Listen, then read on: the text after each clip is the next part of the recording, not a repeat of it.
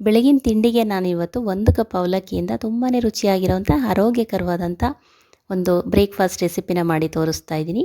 Hi friends, ಎಲ್ಲರಿಗೂ ನಮಸ್ಕಾರ. ಬಸವಸ್ corner Kannada ಚಾನಲ್‌ಗೆ ಸ್ವಾಗತ. ಹಾಗಿದ್ರೆ ಬನ್ನಿ ರೆಸಿಪಿ ಮಾಡೋ ವಿಧಾನನ ನೋಡ್ಕೊಳ್ಳೋಣ. ಮೊದಲಿಗೆ 1 ಕಪ್ ಆಗುವಷ್ಟು ಗಟ್ಟಿ ಅವಲಕ್ಕಿನ ತೊಗೊಂಡಿದ್ದೀನಿ ನಾನಿಲ್ಲಿ. ಪೇಪರ್ ಅವಲಕ್ಕಿ ಎಲ್ಲ ಆಗಲ್ಲ, ಈ ಥರ ಗಟ್ಟಿ ಅವಲಕ್ಕಿನ ತೊಗೊಳ್ಬೇಕು. 1 ಕಪ್ ಆಗುವಷ್ಟು, ಸುಮಾರು ಒಂದು 200 ಗ್ರಾಮ್ ಅಷ್ಟಿದೆ. ಇದರಿಂದ ನಾವು ಒಂದು 3 ರಿಂದ 4 ಜನಕ್ಕಾಗುವಷ್ಟು ಬೆಳಗಿನ ತಿಂಡಿನ ಮಾಡ್ಬೋದು. ಮೊದಲಿಗೆ ಅವಲಕ್ಕಿನ ತೊಳ್ಕೊಳ್ತಾ ಇದ್ದೀನಿ. ಅವಲಕ್ಕಿನಲ್ಲಿ ಒಟ್ಟು ಮತ್ತು ಡಸ್ಟ್ ಎಲ್ಲ ಇರುತ್ತಲ್ವ, ಅದೆಲ್ಲ ಹೋಗೋ ಹಾಗೆ ನೀಟಾಗಿ ಒಂದೆರಡು ಸಲ ನೀರು ಹಾಕ್ಕೊಂಡು ಚೆನ್ನಾಗಿ ಒಂದೆರಡು ಸಲ ವಾಶ್ ಮಾಡ್ಕೊಳ್ಳೋಣ. ಅವಲಕ್ಕಿ ಆರೋಗ್ಯ ದೃಷ್ಟಿನಲ್ಲಿ ಅಕ್ಕಿಗೆ ಕಂಪೇರ್ ಮಾಡಿದರೆ ತುಂಬಾ ಒಳ್ಳೆಯದು. ಇದು ಅನ್ಪಾಲಿಶ್ಡ್ ಆಗಿರುತ್ತೆ. ಸೊ ಹಾಗಾಗಿ ಇದರಲ್ಲಿ ಸ್ವಲ್ಪ ನೀರನ್ನು ಬಿಡಬೇಕು. 2 ಸಲ ವಾಶ್ ಮಾಡಿದ್ದಾದಮೇಲೆ ಅವಲಕ್ಕಿ ಚೆನ್ನಾಗಿ ಸಾಫ್ಟ್ ಆಗಬೇಕು. ಹಾಗಾಗಿ ಸ್ವಲ್ಪ ನೀರನ್ನು ಬಿಟ್ಬಿಟ್ಟು ಈ ಥರ ಒಂದು 10 ನಿಮಿಷ ಅವಲಕ್ಕಿನ ನೆನೆಯೋದಕ್ಕೆ ಬಿಡ್ತಾಯಿದ್ದೀನಿ. ಒಂದು ಬಾಣಲೆ ಇಟ್ಕೊಂಡು ಅದಕ್ಕೆ ಒಂದು ಅರ್ಧ ಕಪ್ ಆಗುವಷ್ಟು ಎಣ್ಣೆನ ಹಾಕ್ಕೊಂಡು ಬಿಸಿ ಮಾಡ್ಕೊಂಡಿದ್ದೀನಿ. ಸ್ವಲ್ಪ ಸಾಸಿವೆ ಹಾಕ್ಕೊಳ್ಳೋಣ, ಒಂದು ಅರ್ಧ ಚಮಚ ಆಗುವಷ್ಟು. ಎಣ್ಣೆ ಬಿಸಿ ಆದಮೇಲೆ ಇವಾಗ ಕಡಲೆಬೇಳೆ ಮತ್ತು ಉದ್ದಿನಬೇಳೆ ಸೇರಿಸ್ಕೊಳ್ತಾ ಇದ್ದೀನಿ. ನಾನಿಲ್ಲಿ ಉದ್ದಿನ ಕಾಳನ್ನು ಹಾಕ್ಕೊಂಡಿದ್ದೀನಿ. ಉದ್ದಿನ ಬೇಳೆ ಇದ್ದರೆ ಉದ್ದಿನ ಬೇಳೆನೇ ಹಾಕ್ಕೊಳ್ಳಿ ನೀವು. ಇದ್ರ ಜೊತೆಗೆ ಖಾರಕ್ಕೆ ನಾನಿಲ್ಲಿ ಒಂದು 5 ರಿಂದ 6 ಹಸಿಮೆಣಸಿನ್ಕಾಯಿ ಕಟ್ ಮಾಡಿಕೊಂಡು ಹಾಕ್ಕೊಂಡಿದ್ದೀನಿ. ನಿಮ್ಮ ಖಾರಕ್ಕೆ ತಕ್ಕಾಗಿ ನೀವು ಹಾಕ್ಕೊಳ್ಬೋದು. ಇಲ್ಲಿ ಕೊಬ್ಬರಿ ಎಣ್ಣೆ ಬಳಸಿರೋದ್ರಿಂದ ಈ ಥರ ನೊರೆ ಬರ್ತಾ ಇದೆ.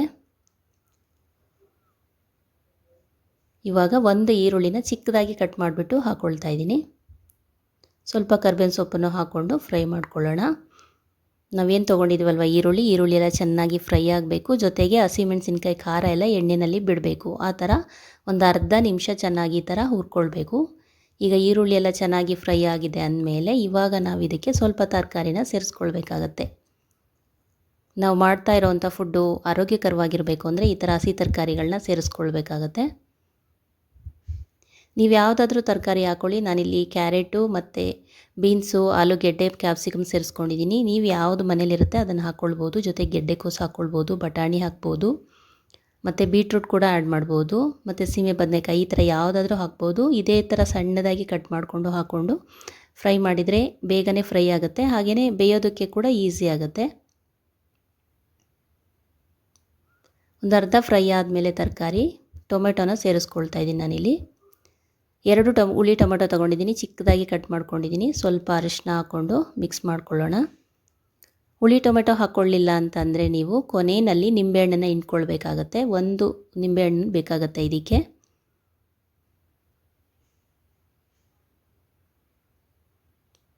ಹೀಗೆಲ್ಲ ಚೆನ್ನಾಗಿ ಮಿಕ್ಸ್ ಮಾಡಿಕೊಂಡು ಇದಕ್ಕೆ ಉಪ್ಪು ತರಕಾರಿಗೆ ಎಷ್ಟು ಬೇಕೋ ಅಷ್ಟು ಉಪ್ಪನ್ನ ಮಾತ್ರ ಹಾಕ್ಕೊಳ್ತಾ ಇದ್ದೀನಿ. ಸ್ವಲ್ಪ ನೀರು ಹಾಕ್ಕೊಂಡು ತರಕಾರಿನ ಬೇಯೋದಕ್ಕೆ ಬಿಡಬೇಕು. ಒಂದು 1/4 ಕಪ್ಪಷ್ಟು ನೀರು ಸಾಕು, ಜಾಸ್ತಿ ನೀರು ಹಾಕಬಾರ್ದು. ತರಕಾರಿ ಎಷ್ಟು ಬೇಯಬೇಕೋ ಅಷ್ಟು ನೀರು ಹಾಕ್ಕೊಂಡು ಈ ಥರ ಮಿಕ್ಸ್ ಮಾಡಿಬಿಟ್ಟು ಮೀಡಿಯಮ್ ಫ್ಲೇಮ್ನಲ್ಲೇ ಇಟ್ಬಿಟ್ಟು 1 ರಿಂದ 2 ನಿಮಿಷ ಬಿಟ್ಬಿಡಿ. ತರಕಾರಿ ಎಲ್ಲ ಚೆನ್ನಾಗಿ ಮೆದುವಾಗಿ ಸಾಫ್ಟಾಗಿ ಬೆಂದಿರುತ್ತೆ. ಹಾಗೆ ತರಕಾರಿ ತುಂಬ ಸಾಫ್ಟಾಗಿ ಬೇಯಬಾರ್ದು, ಕ್ರಿಸ್ಪಿಯಾಗಿ ಬಾಯಿಗೆ ಸಿಗ್ತಾಯಿದ್ರೆ ಚೆನ್ನಾಗಿ ಅನಿಸುತ್ತೆ. ನೋಡಿ, ಇವಾಗ ತರಕಾರಿ ಎಲ್ಲ ಕರೆಕ್ಟ್ ಹದವಾಗಿ ಬೆಂದಿದೆ. ಆಲೂಗೆಡ್ಡೆ ಎಲ್ಲ ತುಂಬ ಸಾಫ್ಟಾಗಿ ಬೆಂದೋಗಿಬಿಟ್ರೆ ಮಿಕ್ಸ್ ಆಗಿಬಿಡುತ್ತೆ, ಮುದ್ದೆ ಥರ ಆಗಿಬಿಡುತ್ತೆ.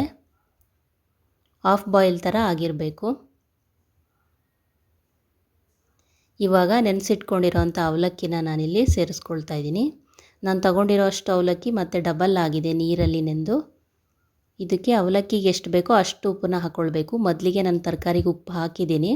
ಮತ್ತು ಹಸಿ ತೆಂಗಿನಕಾಯಿ ತುರಿ ಹಾಕ್ಕೊಳ್ತಾ ಇದ್ದೀನಿ. ಈ ಥರ ತೆಂಗಿನಕಾಯಿ ತುರಿ ಹಾಕ್ಕೊಳ್ಳೋದ್ರಿಂದ ರುಚಿ ಇನ್ನೂ ಹೆಚ್ಚಾಗುತ್ತೆ. ಜೊತೆಗೆ ಸ್ವಲ್ಪ ಕೊತ್ತಂಬರಿ ಸೊಪ್ಪನ್ನು ಸೇರಿಸ್ಕೊಂಡು ಇವಾಗ ಈ ಥರ ಮಿಕ್ಸ್ ಮಾಡ್ಕೊಳ್ಳೋಣ. ಟೊಮೆಟೊ ಹಾಕಿಲ್ಲ ಅಂದರೆ ನೀವು ಈ ಟೈಮ್ನಲ್ಲಿ ಒಂದು ಅರ್ಧ ಹೋಳಷ್ಟು ನಿಂಬೆಹಣ್ಣನ್ನು ಹಿಂಡ್ಕೊಳ್ಬೇಕಾಗತ್ತೆ. ಹುಳಿ ಕರೆಕ್ಟಾಗಿ ಮ್ಯಾಚ್ ಆದರೆ ರುಚಿ ಚೆನ್ನಾಗಿ ಬರುತ್ತೆ.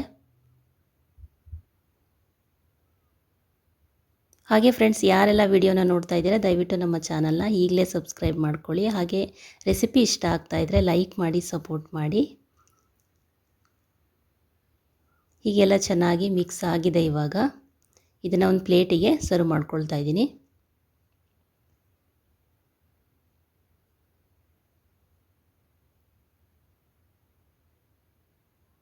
ನೋಡಿ, ತುಂಬಾ ಆರೋಗ್ಯಕರವಾದಂಥ ರುಚಿಯಾಗಿರುವಂಥ ಅವಲಕ್ಕಿ ಪಲಾವ್ ರೆಡಿ ಆಯಿತು. ನೀವು ಇದನ್ನು ಚಟ್ನಿ ಜೊತೆಗೆ ಈ ಥರ ಪ್ಲೇನ್ ಕಾಯಿ ಚಟ್ನಿ ಬರುತ್ತಲ್ವ ಅದ್ರ ಜೊತೆಗೆ ಸರ್ವ್ ಮಾಡ್ಕೊಳ್ಬೋದು. ಹಾಗೆಯೇ ಮೊಸರು ಜೊತೆ ಕೂಡ ಸರ್ವ್ ಮಾಡ್ಕೊಳ್ಬೋದು. ತುಂಬಾ ರುಚಿಯಾಗಿರುತ್ತೆ. ಓಕೆ ಫ್ರೆಂಡ್ಸ್, ರೆಸಿಪಿ ಇಷ್ಟ ಆದರೆ ದಯವಿಟ್ಟು ನಮ್ಮ ಚಾನಲ್ನ ಸಬ್ಸ್ಕ್ರೈಬ್ ಮಾಡಿ, ಲೈಕ್ ಮಾಡಿ, ಸಪೋರ್ಟ್ ಮಾಡಿ. Thank you.